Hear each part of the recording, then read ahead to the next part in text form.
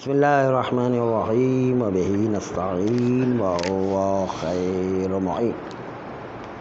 ساری گفتگو کا خلاصہ یہ ہوا کہ پیشانی رکھنے کی جگہ کو پاک ہونا چاہیے، اور اس میں اس روایت کے اندر کوئی صحیحہ میں اس مطلب میں کوئی شک موجود نہیں تھا، اور جو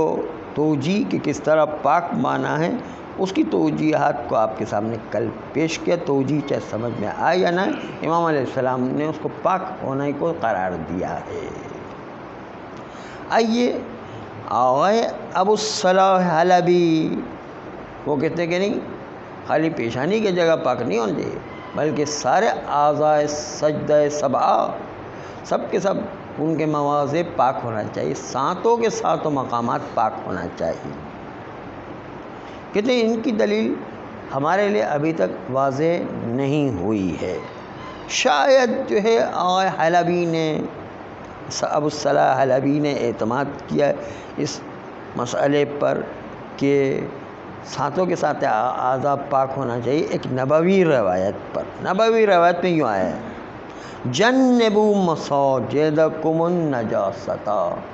تم اپنے سجدہ کرنے کی جگہ کو نجاست سے اجتناب دیں، نجاست سے دور رکھیں۔ اور المساجد یا مساجد جمع مضاف ہو جائے تو فائدہ عموم دیتا ہے، مساجد نے سجدہ کرنے کی ساری جگہیں۔ المساجد تو الف لام معلّہ بجمع بھی عموم کا فائدہ دیتا ہے، یا جمع اضافہ ہو جائے تو جمع بھی جو ہے فائدہ عموم دیا کرتا ہے۔ اس استدلال نبوی پر آغا ابو الصلاح حلبی پر اعتراض اول یہ ہے کہ حدیث نبوی ہے، ڈائریکٹ جو ہے نبی اکرم سے نقل کی نے کسی نے، اس میں سلسلہ سند پورا نہیں ہے، ضعیف السند ہے، کیونکہ سلسلہ تو ملتا ہی نہیں ہے، خالی نبوی سے کہنے سے کیا ہوتا ہے۔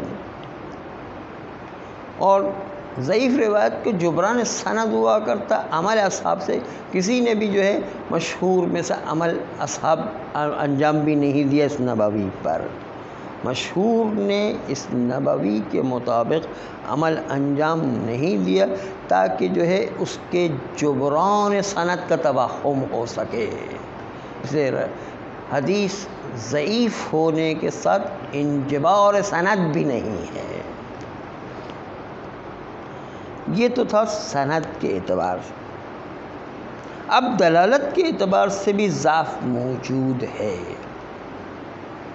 کہ یہاں پر لفظ مساجد استعمال ہوا ہے، مساجد سبعہ نماز میں ہوا کرتے ہیں،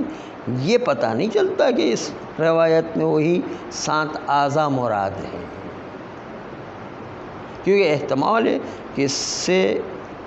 مراد لیا گیا مساجدکم سے مراد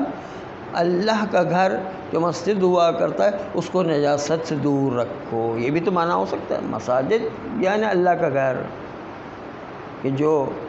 تم لوگ عبادت کے لیے بناتے ہو اس کو نجاست سے دور رکھو۔ جنب مساجدکم النجاسہ، تم اپنی مسجدوں کو نجاست سے دور رکھو، تو یہ اللہ کا گھر لیا گیا، نہیں کہ اعضاء سبعہ لیا گیا، ظاہر بھی یہی لگ رہا ہے۔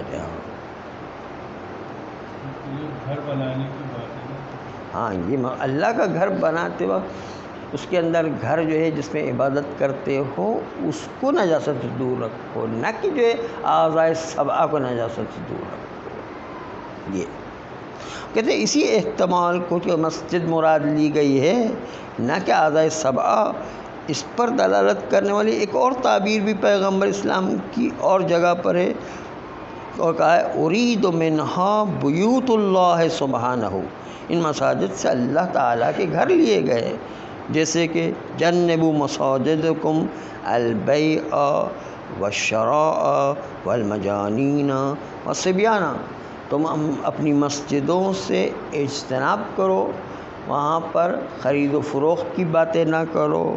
وہاں پر مجنون کو لے کر نہ آ جاؤ، وہاں پر چھوٹے بچے جو پیشاب و نجاست خیال نہیں کرتے ان کو لے کر نہ آ جاؤ۔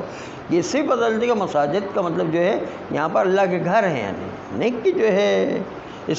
وہ اعضائے سجدہ کو کوئی خرید و فروخت نہیں کیا کرتا، اعضائے سجدہ کے اندر کوئی مجانین کو نہیں لایا جاتا ہے جہاں۔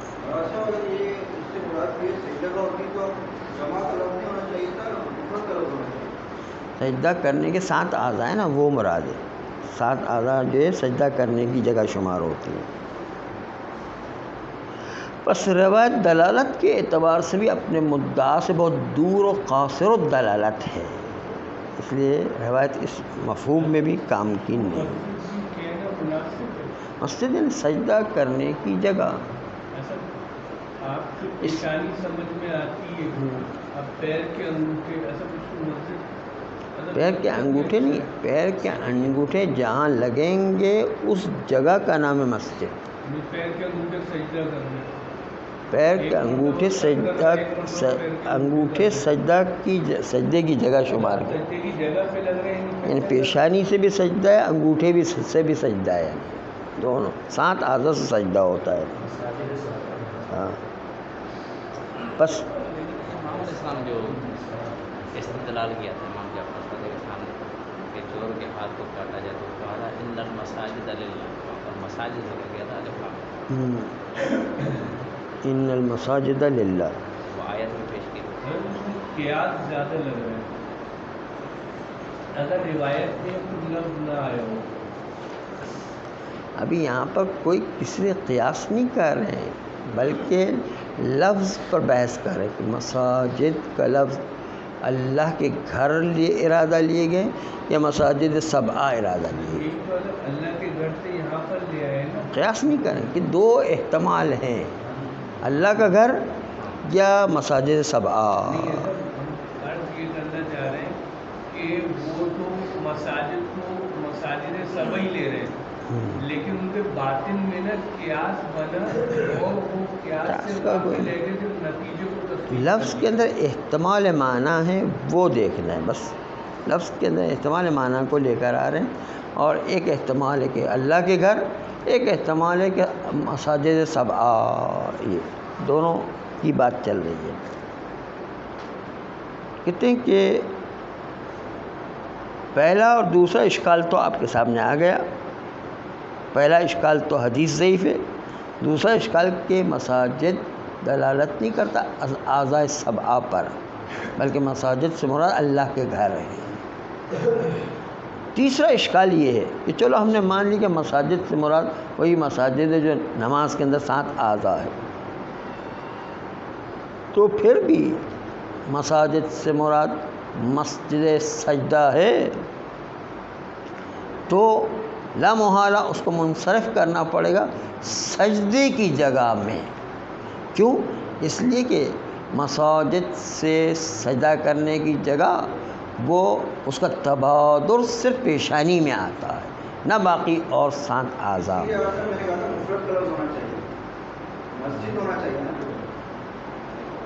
اس کا بھی جواب دیتے ہیں، ابھی اس مفرد کا بھی جواب دیں کہ اگر جو ہے وہ مفرد والا اشکال کریں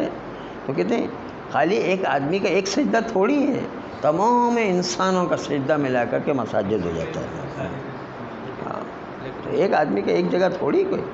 ہزاروں لاکھوں کروڑوں جگہ ہیں۔ وہ جو ہے امام علیہ السلام نے جو کیا تھا ان المساجد للہ، وہ ہتھیلی پہ بچھا دیتا تھا۔ یہ مسجد کی تعبیر